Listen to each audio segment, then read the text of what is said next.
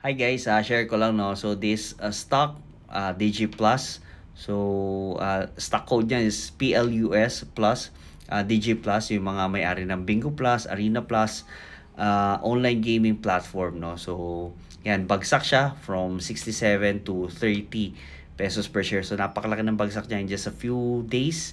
Talagang grabe yung dump diyan sa stock na yun in just meron pang one day yan 30% yung binagsak niya. So talaga natakot yung mga investors no na maging invested pa sa ganitong company due to reason na may mga policies na sinusulong na against talaga sa mga ganitong companies, online gaming companies no, and it will be harder to participate or to use their platform no. So syempre pag mas mahirap against sa platform nila, mas konti yung magiging earnings nila, and that's the reality for their companies no. So and ayun, so kaya talagang grabe yung binagsak niyan. So pero yung policy na yun is it's not final yet, pwede pa magbago, pwedeng hindi matuloy, and a lot of things na pwede pa mangyari. Ayan, so tingnan na lang natin yung mga pwede pa mangyari sa company ito. Pero I would say na hindi ko talaga gagalawin tong stock na to.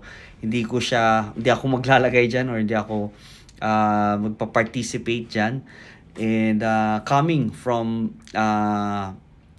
below 10 pesos per share to 60 something plus, if hindi ka pa cash in dyan or hindi ka pa nag-out dyan, so yun, baka pwede mo assess yung trading strategy mo, baka greedy yan no. So kailangan syempre dapat tayo, may take profit or may target lang tayo, and grabe yung tinaas niyan. So coming from kung nabili mo yan sa pinakababa, profit ka pa rin naman up until na baka 100% or 200-300% pa yung profit mo.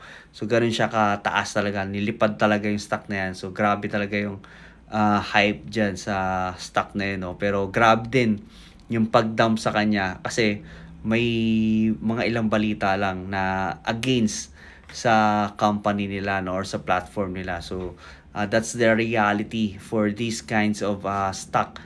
Medyo talaga volatile, and what we recommend in the Truly Rich Club is yung mga talagang blue chip, mga long term defensive stocks talaga na will give you sustainable and sustainable dividends, sustainable growth, and it's not going to be like this no, be dump or talagang grabe yung binagsak niya no. So maybe not the same na ganyan rin yung pagtaas niya from 5 pesos per share to 60. It's not something na we recommend kasi yun nga, it happens to these kinds of stocks na grabe yung tinaas pero grabe rin yung pagsak. So what if sa taas ka bumili no, so grabe, baka liquidate ka na, baka wala na yung capital mo, zero na, and hindi na makabalik or di na makarecover. So it's something na we do in the Truly Rich Club. We recommend stocks na talagang subok na ng panahon, and we recommend when to buy, when to sell, how much of your portfolio ang ilalagay lang natin. So kung if you have 100, allocate 10, something like that. So those kinds of things for risk management no. So syempre may pagka may mga policies din or may mga crisis, we do recommend sell nyo, close nyo yung stock na yan, or lipat nyo.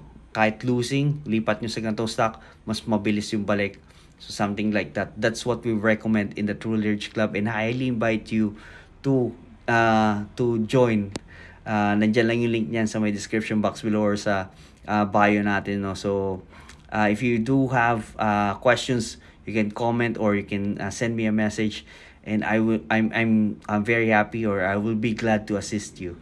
So I want to see you there. So join lang kayo sa Truly Rich Club, nandiyan lang yung link niyan. So see you.